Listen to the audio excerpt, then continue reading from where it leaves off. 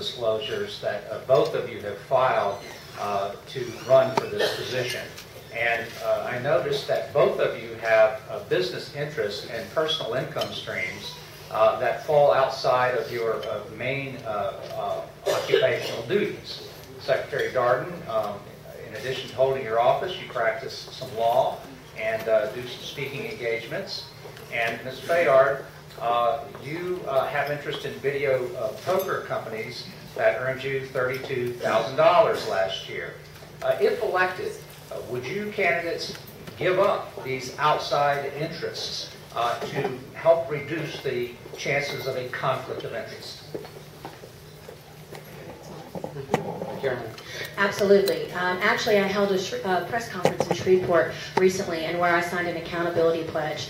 I do not think it's correct serving in any sort of executive capacity in state government and being generously compensated with a six-figure salary plus benefits to receive any sort of outside monies or take another job. And I will make sure that I'm divested of anything that may even create the appearance of a conflict of interest.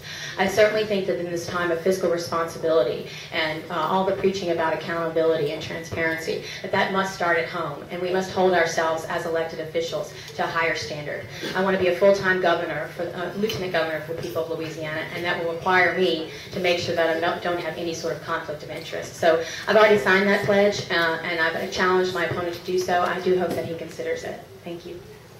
Robert, the answer to the question is no, I won't. I have a longtime employee of my law firm who worked for the firm for 50 years, and I've been there for about 29. I want to make sure she stays employed, and I keep my office open mainly to make sure she has a paycheck. I don't make very much money in that law practice anymore. I work after hours. I haven't taken a vacation the entire time I've been Secretary of State. I work on weekends, on days off. I put in a little work, and I'm going to continue to do that. And the other source of income I have is from my presentation entitled Why Louisiana Ain't Mississippi, which I'm happy to say a lot of people want to hear. And I enjoy doing it, and I believe it's a great promotional effort for Louisiana, and I'm going to continue to do that. And I hope I get the opportunity to do it as much as I can, because it builds pride among the people of our state into everything that makes us unlike any other state in America. That is all within the bounds of the law. It's all fully reported on the financial disclosure reform, and I can assure you that there's no shortage of time that I spend representing the people of this state. I'm usually the first in and the last out at my office, and I'll continue that as Lieutenant Governor. Thank you. Now we move to the candidate on candidate questions. One candidate will ask the other candidate a question, and they will have 45 seconds to respond. Then the questioning candidate will have 30 seconds to rebuttal. And we start with Jay asking Caroline. Caroline, according to voting records in Livingston Parish and Orleans Parish, you chose not to vote in 7 of the last 14 elections in Louisiana, including the last election when we elected a governor and lieutenant governor. Why? Well, I have to say, it's my recollection that I voted every time that I've been able to, had I not been overseas. I remember the last presidential election, I actually was overseas, and I requested an absentee ballot and mailed it in, and I do hope that it got received and counted. During my college and law school experiences, I have been out of the state and had to go through the absentee process. I see voting as an obligation. I see it as a right that people have quite literally died for in this country, and I fully expect to continue to participate in the franchise to the extent that I'm available. I actually am one of those people that feels bad if I do miss an election. You are the Secretary of State, so presumably the records are under your control, and I'm not arguing with what you have there, but I can tell you that it's not my recollection to deliberately miss any election. Jay? Well, I'm looking at the records of the Orleans Parish and Livingston Parish Clerk of Court and Registrar of Voters, which reflects elections in the past 3 years. You voted every time this year, the year that you're a candidate, but going back to 2007, 7 out of 14 elections, you chose not to vote, including the election that chose the governor. All right. Now, Caroline, question for Jay. Well, continuing along this vein, I suppose, of bringing up things which I don't really think have to do with the Lieutenant Governor's office. Jay, in recent, I guess the last week or so, it's come to my attention that you've made some serious attacks against me and I guess things that I've done and the labels about who you want people to think I am. But my question is this: if I'm fortunate enough to become elected Lieutenant Governor of this great state, will you be able to work with me? Absolutely. I assure you that if you win this election, you and I will work very closely together as statewide elected officials, but I hardly characterize what I've had to say is an attack. It's been a factual recitation of the people you chose to support since you've been 15 years old, contributing to political candidates and supporting candidates that I do not believe are in line with the philosophy of most people in Louisiana, and pointing out the fact that you're touting, at least on your website, your background working in the White House and pictured with the President of the United States, the current President of the United States, and I think people have a right to understand those affiliations.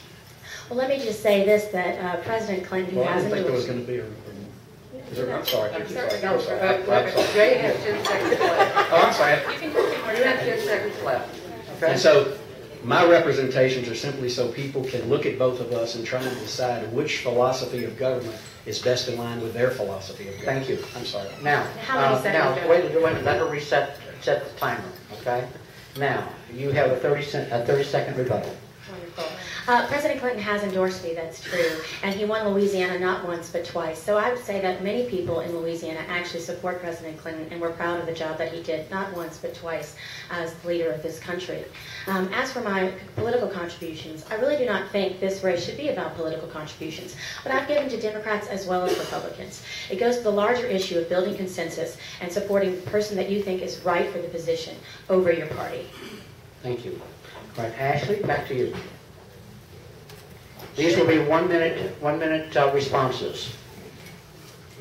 Should you fight to keep funds for tourism with the state budget in such bad shape? And if so, how do you fight to keep it? And that will go to candidate one, Jay.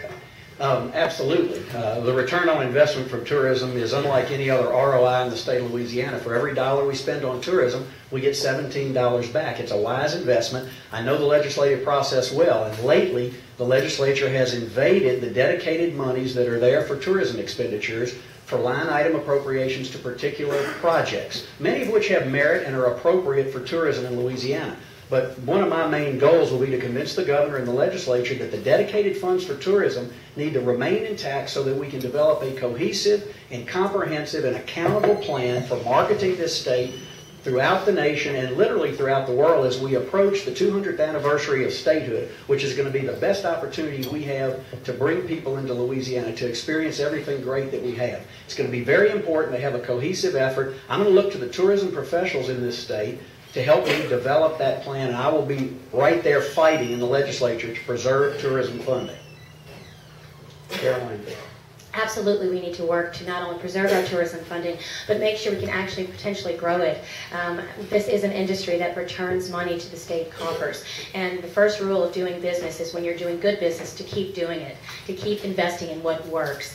If anything, I would like to push to work with state leadership to create a dedicated fund for our fairs and festivals, something that will actually return money. In Baton Rouge alone, and over Memorial Day weekend, you had 85,000 visitors come for Country Fest here.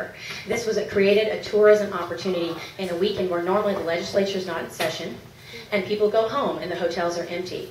Again, tourism is returning money to the state coffers. We need to do whatever it takes to make sure that that good investment keeps growing and growing and returning back to the state of Louisiana.